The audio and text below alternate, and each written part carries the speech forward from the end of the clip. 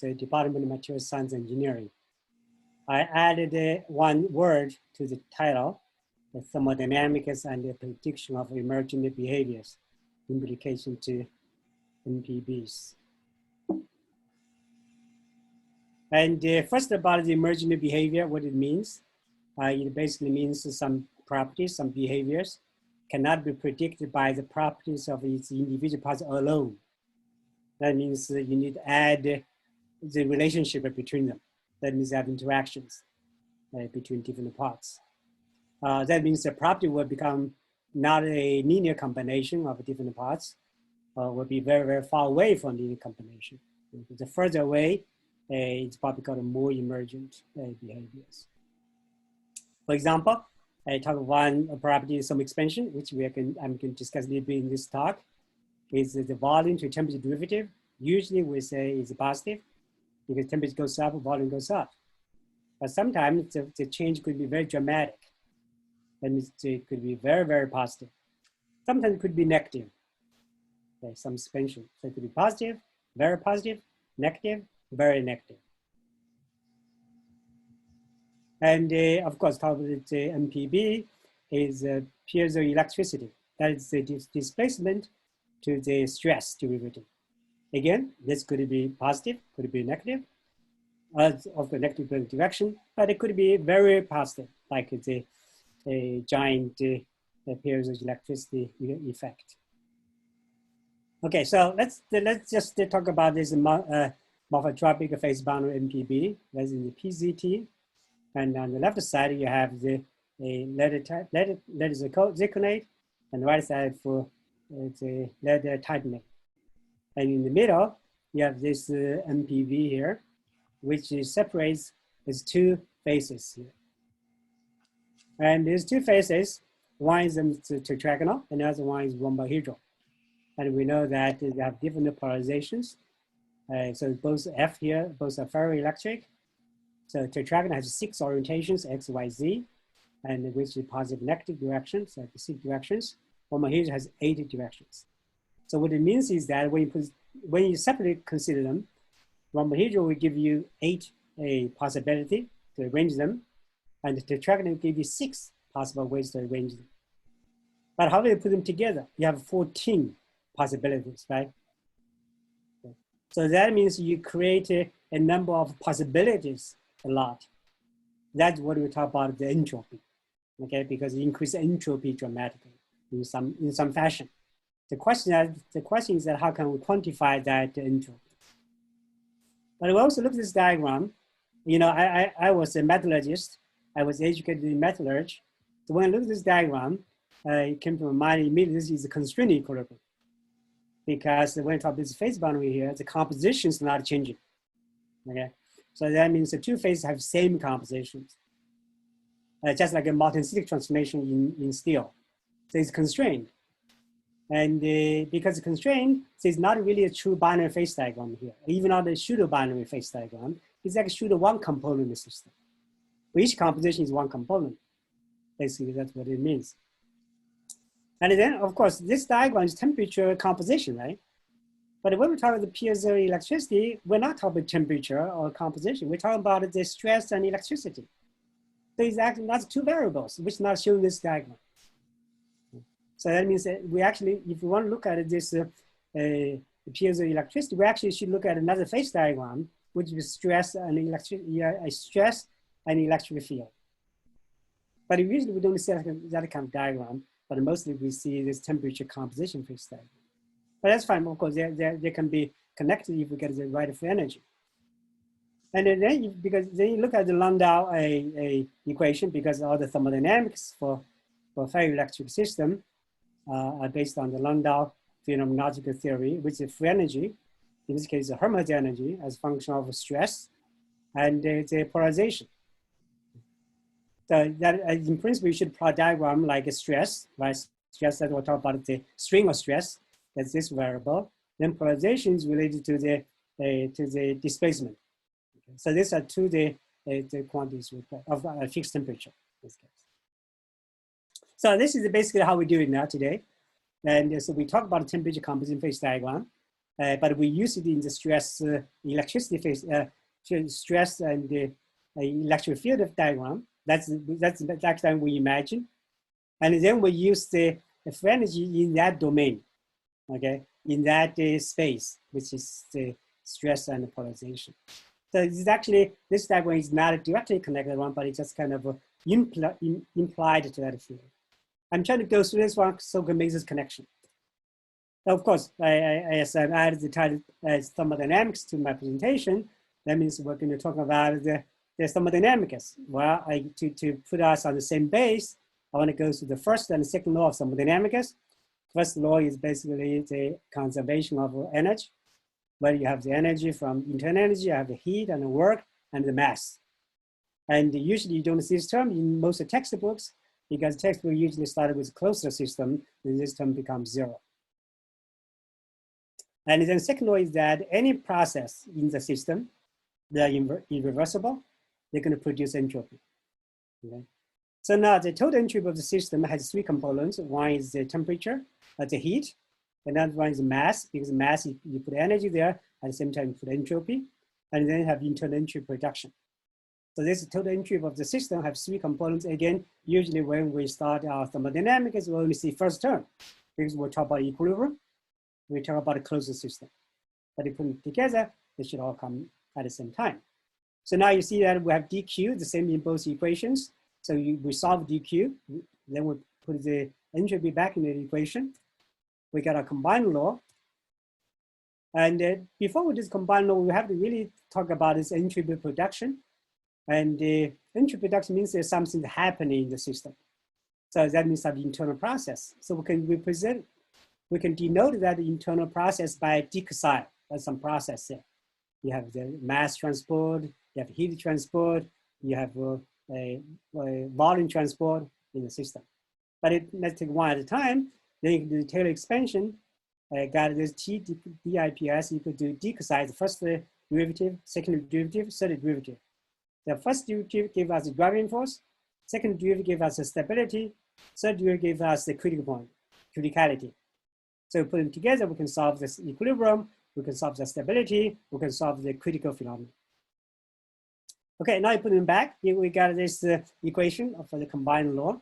When we do that one, of course, we have to remember this entropy here. It's very important. Entropy here has all three terms: the heat, the mass, and the internal entropy production. And we introduce the chemical potential, which is internal energy, partial 1 minus TSI. Then we have these three terms. Of course, at equilibrium, all of them drops, right? All of them drops. So we go back to the conventional thermodynamics we have seen all the time, which is entropy and the work, and also the mass.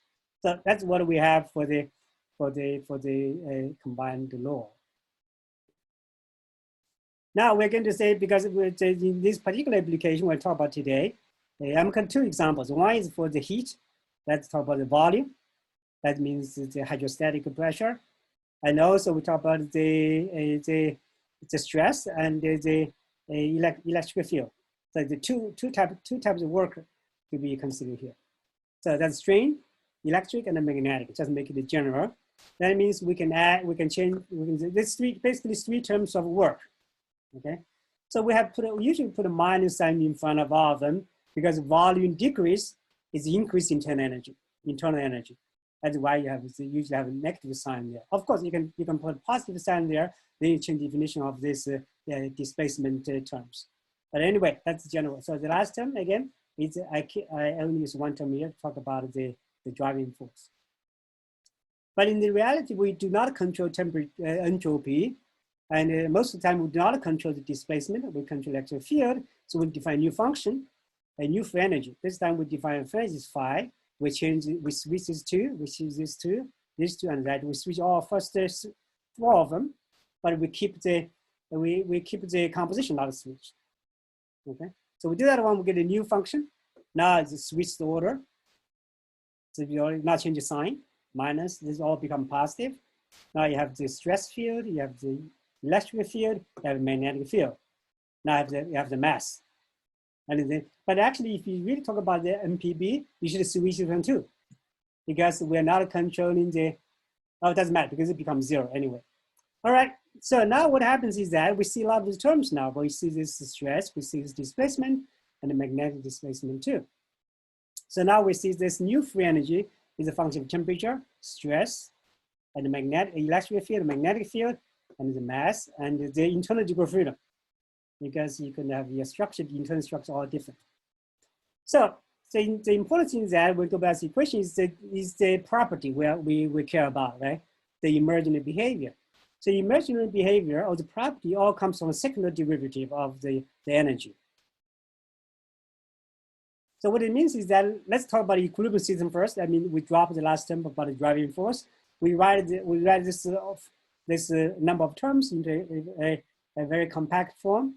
So we have y, let's say YA is minus E minus sigma and D. Okay, that's what we call the potentials. Then the X is the molar quantity, but they come together. We call it conjugate variables. And then the first derivative of the internal energy to the X gives us Y, right? As the potentials. And now this is actually not very interesting, right? Because this only talk about equilibrium. But now we really talk about the second derivative. Second derivative is that we do one more derivative of this one, and then we inverse it. Okay, for example, let's do first one. So we do this derivative again to XA. So Y to XA becomes second derivative of U to XA. And if we inverse it, become X to Y derivative. So this is a property, right? This is a property. So the property to a potential derivative, that's another property. Okay, I will show a table. This is one way to the conjugated variable. It's always conjugated. But when it's not a conjugated variable, then you have YA here. But the next time you do not do the derivative to XA, you do a derivative to XB. So then you get we call it the second derivative, but two different variables. And because Maxwell relation, we can switch the order. So YA to XB derivative becomes YB to XA derivative. For example, we have a temperature to entropy, temperature to volume. A temperature to volume would be equal to pressure minus pressure to entropy. Okay, so that's become very, very important property for us. Entropy to volume to temperature. That's a very, very important property. So that's inverse same true. So XB to YA would be XA to YB. This term is very, very dramatic, useful. So now we put them together. So we go back to phi, the phi free energy. So these are the independent variables of phi, with temperature, stress, electric field, and magnetic field, and the mass, right? And this will be a first derivative. So phi to t derivative give S, okay? Phi to sigma derivative give this strain, and so forth. So this diagonal term are those conjugated variables, okay? So all diagonal terms, they are the non-conjugated variables. For example, this would be this we're going to talk about is the electric field to strain. Okay, and this one would be the stress to displacement, right? That's exactly about this piezoelectricity. But as I mentioned, this is symmetric. Okay, so these two are equal. Okay, so the whole symmetry, that means we can do a lot of properties here, and it represents most of the properties we have. Actually, most of the properties we study is coming out from these second derivatives of this one. Of course, you can do third derivative, right? Because now you see you have a IJKL here. You can do fourth derivative, okay? Because it's tensor there. So you can get a lot of physical properties which you can measure and compare with the theory. But it's one type of very interesting properties which I have not paid attention before a lot, but recently I paid a lot of attention, is this one. You see, and this is a two potential derivative. That's actually a very interesting set of properties. I'm going to mention one slide down the road. So again, well, let me do the next slide. So now we talk about a system stable, right? So then when the system becomes unstable, from stable to unstable, there will be limit of stability. So what does it mean? That means that we talk about the derivative, the second derivative, and its conjugated variables. They are positive. That means temperature entropy goes same direction. Okay, volume and the minus pressure goes same direction. Then system is stable. However, when the system becomes limit of stability is when equal to 0. Remember that it goes from positive to 0, so 0 is positive. That's very important. Now we talk about the inverse of the property. So if we inverse it, it becomes infinite, right? But this infinity is positive infinity. So if they conjugate the positive infinity. But however, the question is that when it's not conjugate, like a volume to temperature, this volume, this temperature, is also infinite. But that infinity we do not know is positive or negative. Okay, so it could be positive, it could be negative. That's the point is here. So as the critical at the limit of stability, I call it extreme emergent behavior because it becomes infinite. It cannot be larger than infinity anymore, right? Infinity is the limit. So emergent behavior, the limit of extreme emergent behavior is at the limit of stability. And then all the physical properties diverge simultaneously, as you can see here, right? All of them diverge simultaneously at the limit of stability. Okay, if that limit of stability is at the same time is the equilibrium, and then you got this critical point. The critical point is that if all the three derivatives go to zero. The first derivative, that's equilibrium. Second derivative is the limit of stability. Third derivative is the limit of stabilities come together. So that's critical point. So critical point is the point connects the stable and the unstable. The 2 points. So it's no metastable here. It's stable to unstable. All right. So let's talk about this property system. We talk about this extreme emergent behavior, but most times it's not extreme, right? But that means you have some change from normal to extreme. That means you have a big window for this change. So that becomes very interesting. So the most interesting is actually this a non-conjugated variable derivatives. Some expansion. X is the volume, Y is the temperature. The volume temperature derivative has some expansion. And based on the maximum relation should be entropy to minus P. We know that this is very easy to measure because it's very easy to measure it, but this one is very difficult to measure. But it turns out you can predict it. So you can measure something and predict something put them together. So maximum relation actually terms very interesting. You actually put these two together, integrate these two. And you can talk about phase diagram, temperature, pressure. Okay, that's the potential phase diagram. You can talk about temperature, volume. You can talk about different diagrams here. For piezoelectricity, X will be displacement, talk about a one-dimensional field. So XA will be D3, and Y will be the sigma, will be in the XY direction. So you talk about the displacement to the stress, relative to the strain to the electric field. Okay, so these are equal based on maximum relation. So you can measure one of them, calculate another one of them. And then another one which I want to mention is that because I have temperature here, if you put the two together, you get an electrocaloric caloric effect, which you talk about X is the D displacement, Y is the temperature. The displacement to temperature derivative now is minus there. Remember that because the temperature is a different sign there.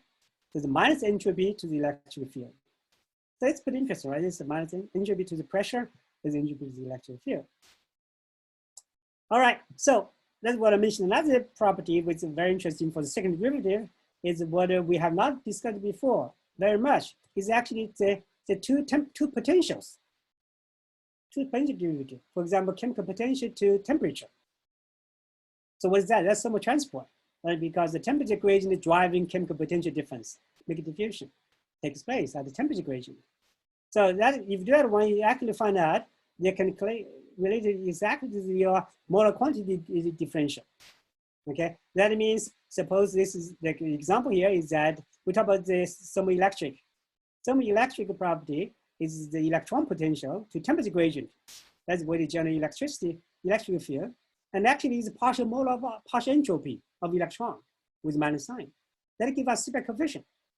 So when we realized that one a few years back, when we started with the project on semi-electric, and there were two papers now to predict the Seebeck coefficient from this relation. It's pretty interesting. If you're interested, I encourage you to look at it. All right, so let's go back to the two examples I'm going to show. One is thermal expansion, and another one is piezoelectricity.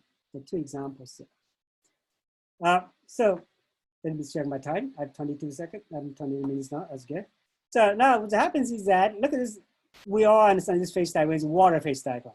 The temperature pressure here, we have solid, liquid, and gas. They've got a critical point here. That means above that range, the liquid and gas become one phase. So that means there's no difference between liquid and gas above that. But below that point, we always talk about gas and liquid, they're different. But at that point, it becomes the same thing. What does it mean? You can think about that one. Oh, let's put that diagram changes the pressure to density, basically volume. You get liquid here has larger volume, vapor has smaller volume. That the low temperature is very separated, but you get a high temperature, they become identical. That's critical point. Critical point is stable, between stable and unstable. That means above this one, so you get this one, we call it spinodal. That's the instability.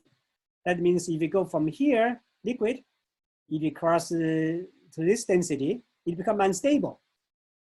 Okay, if you go from gas here, increase the pressure, and it becomes unstable. So this is instability. But this is metastable, right? It's a metastable instability. That's not very interesting, why it's useful. But look at this place, is that above here is stable, homogeneous. You go down there, it becomes unstable. So it's stable to unstable. That's a critical point. So if you from the top going down, it's unstable. But if you look at this, we go from low temperature to high temperature, it's actually mixed, right? You think about it, you have these two mixed together. Gradually, it's a complete mix. So it's, if you look, based on what direction you look at, you could either think, well, the conventional view is that it's from homogeneous to inhomogeneous. But on the other side, it could be for inhomogeneous to homogeneous from bottom up. So it really depends on how you define homogeneous and inhomogeneous. We know that this is purely scale dependent. Right? Today, X-ray says is homogeneous. You do neutron scattering, is not homogeneous. Okay? So this is real scale dependent when we talk about homogeneous and inhomogeneous. So what it means is that everything we look at actually is configurations. We have different configuration system. We can calculate the partition function. Even though it's homogeneous, I talk about a homogeneous system from the X-ray point of view. They can calculate the partition function, calculate free energy. They can actually figure out the entropy. Now we have two entropy here now. One entropy is that the different configurations. Another one is a configuration between the configurations. So we found that this is the key. Talk about emergent behavior. This is linear combination, okay? But when this one becomes big, and then will be dominant, will be overshadow the linear combination, then you get the emergent behavior. Okay, we could give two examples. Now I think I'm at 25 minutes.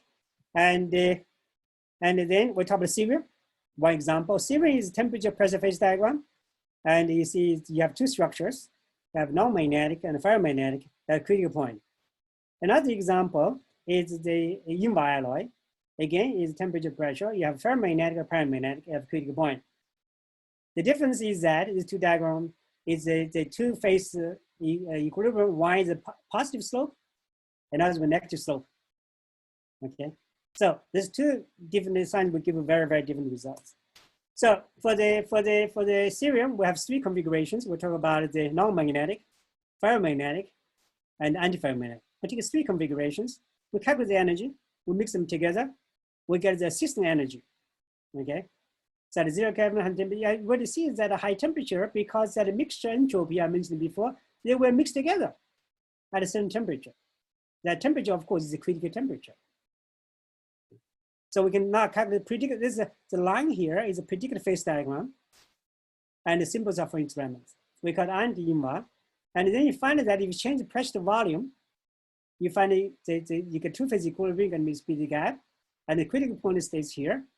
And above critical point, you get a single phase.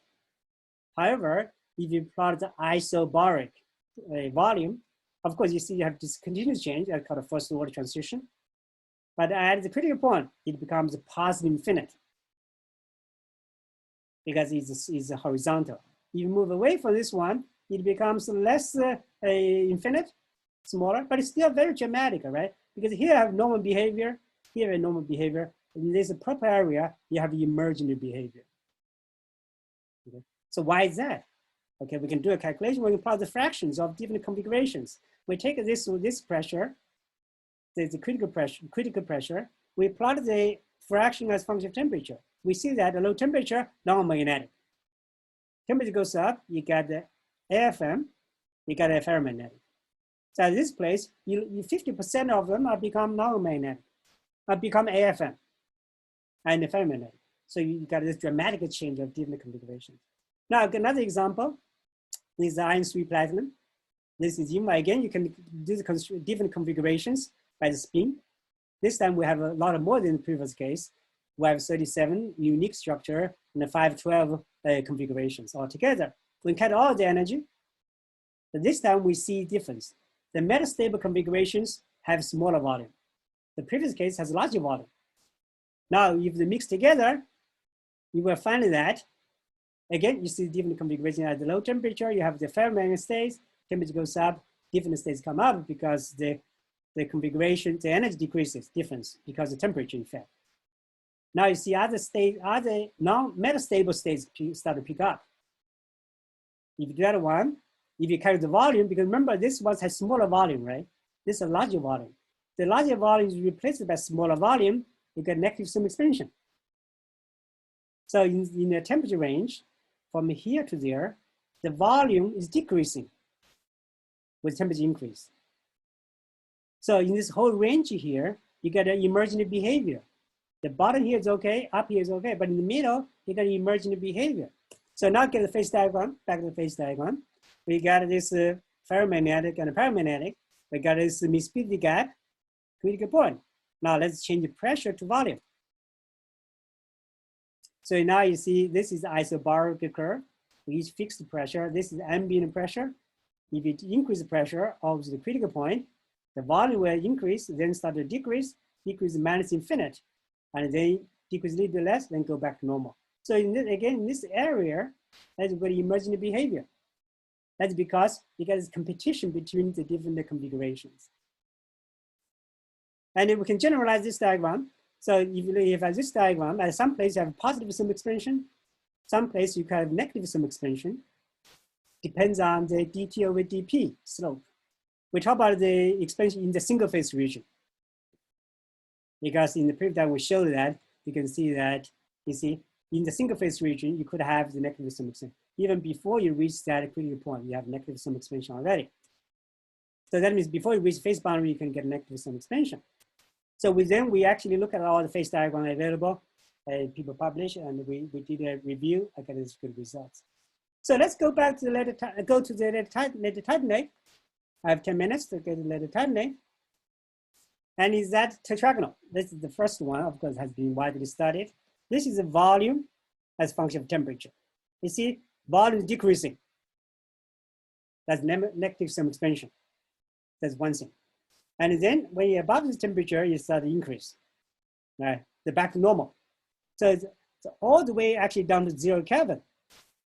It's a negative slope, and then become normal. So it has very, very large range of emergent behavior, negative sum expansion. And the structure is that below the transition temperature, based on the X-ray, we have this polarization. The titanium atom will move away from the center, right? Okay. So you get the CA ratio, you get expansion here because the displacement is there. So that means you go above this one, everybody becomes cubic. That's conventional understanding, and is well explained by the X-ray.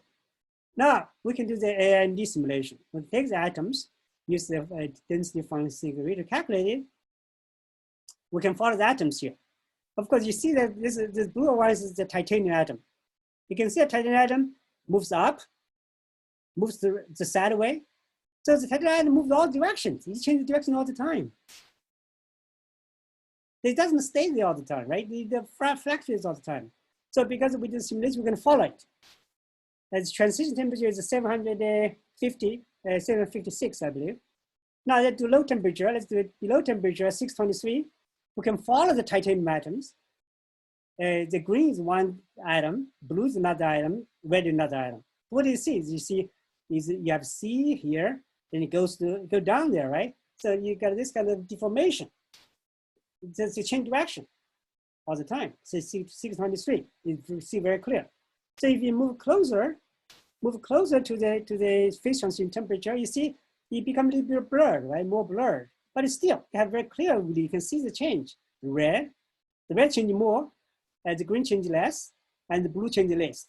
but you still see this change. So even that means even above the transition temperature, you still have this, this kind of tetragonal feature.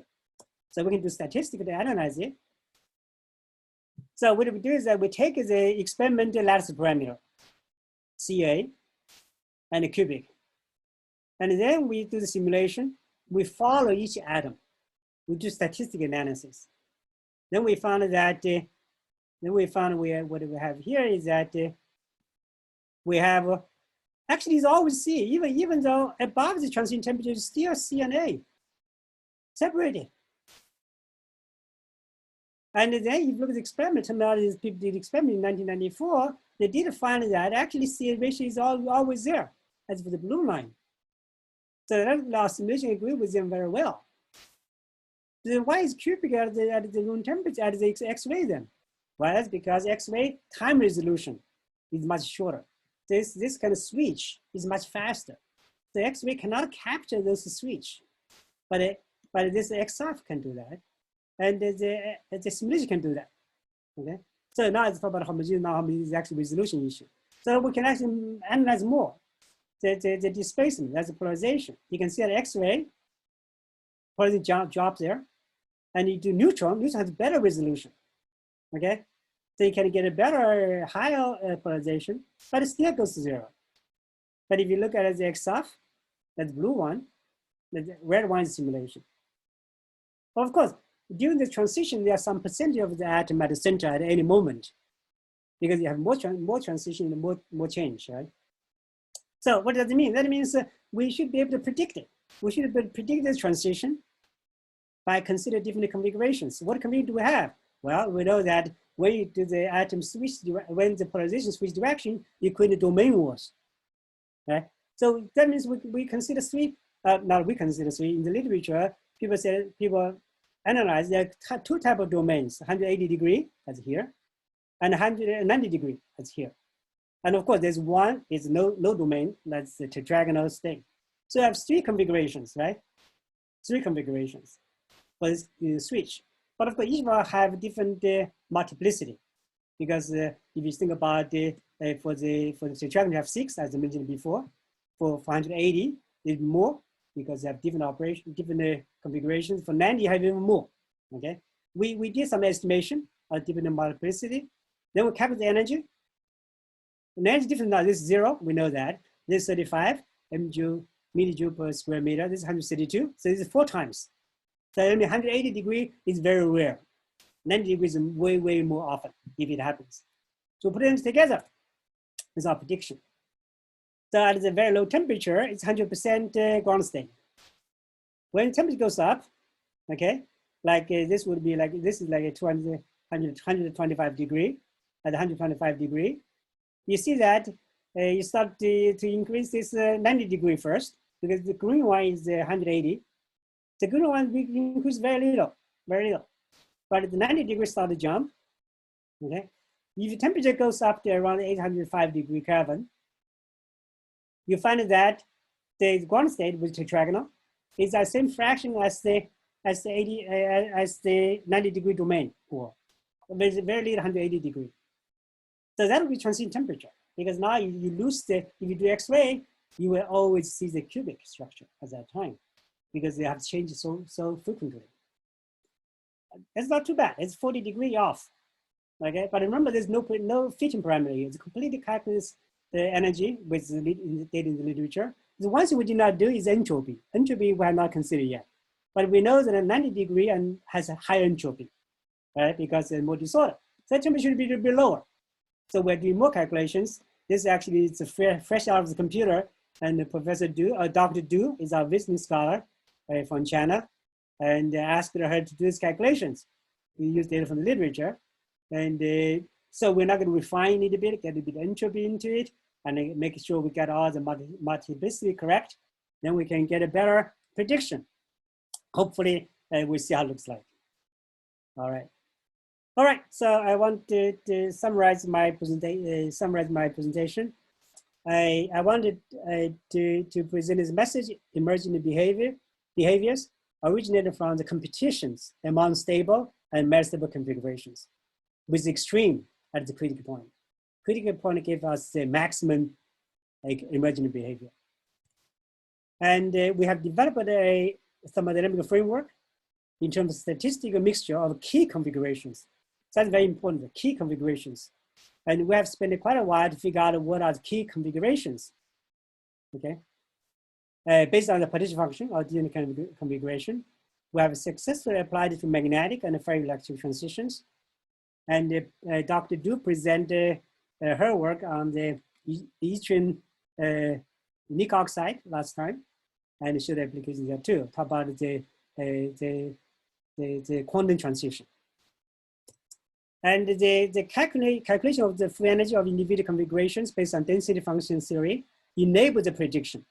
Because when you experiment, you always measure mixture. But the theory can separate them first, then combine them together. When you combine them together, you get statistics. When you separate them, you get the key configurations. So we hope that we have a developed approach can be used to predict the coefficients in non-Dow phenomenological theory. Because as far as we know, all the energy in the non-Dow phenomenological theory is by fit to experiments. So I hope this approach, because I'm not a ferroelectric person, I hope we can work with people in the audience here and predict the properties which you may need for your work. With that one, I want to thank you, and I stop here. Thank you very much, Professor Liu. Any questions for Professor Liu?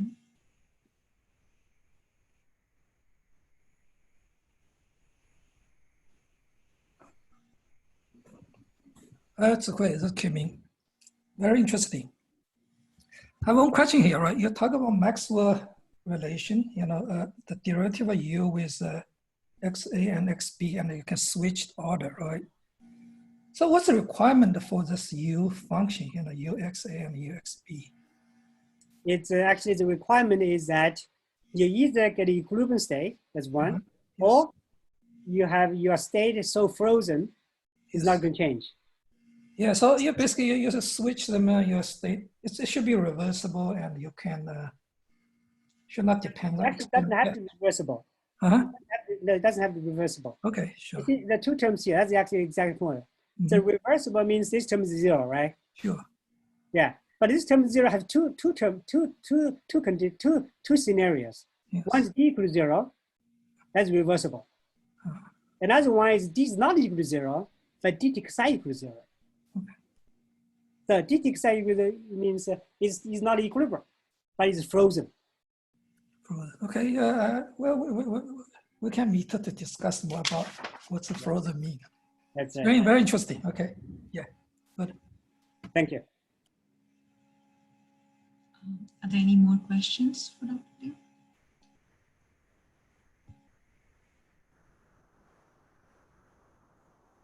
And I want to mention that if anybody working on the kinetical coefficients, any kind of kinetic process, and we will be interested to work with them to develop the method to predict the kinetical coefficients for their whatever transition.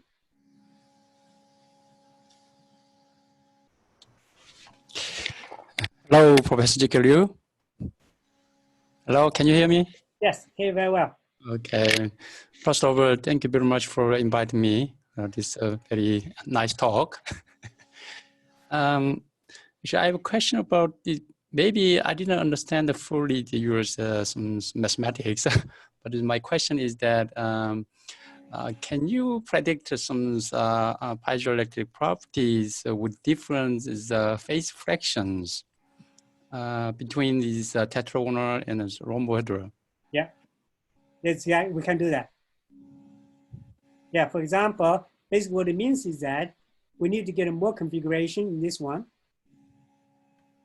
We need to get more configuration, which well, no, actually we should figure out what type of configuration here can get into that the Riemann structure.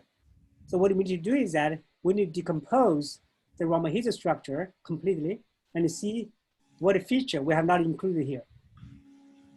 So that's what I call the key configurations. It's very important. We have to keep the key configurations in place. So that we need for each system will be different. Okay. If you can figure out the key configuration, for example, you have rotation, right? You have rotation. Yes. Then we don't have to figure out how the rotation can be represented in my ground state. Okay, lovely. I mean, can you answer for me? Okay, first question was the phase correction, right? It's between this tetragonal and rhombohedral. Which case is better for the highest piezoelectric property? For example, is rhombohedral phase is better, and then tetragonal phase is better. Okay, that's a good question. We have not calculated. We're going to calculate one. It's really this one, right? For example, you take this as an example. It's not a ferromagnetic, not a paramagnetic itself. Is this in this range? You want to imagine the behavior. There's competition between them. Yes. So if above this one, rhombohedral. Now let's go to the phase diagram here. I'll go to the phase diagram here.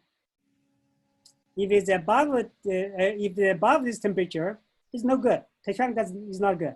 The other one is not good either. This is really between. The between, that means how many configurations you can have.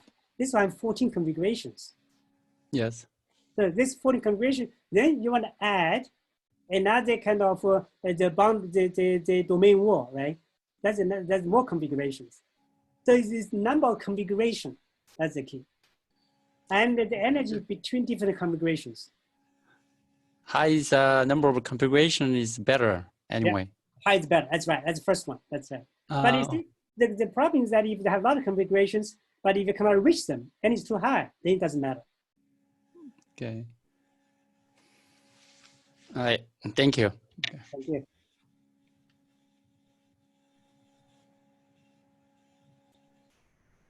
If there are no more questions for Professor Liu, then thank you very much, Professor Liu, for your time today and for this very interesting talk. Thank you. I see I have a recording. Can you send the link to me for a recording? Sure, I can do that. Thank you very much. Thank you. Thank you everybody for coming.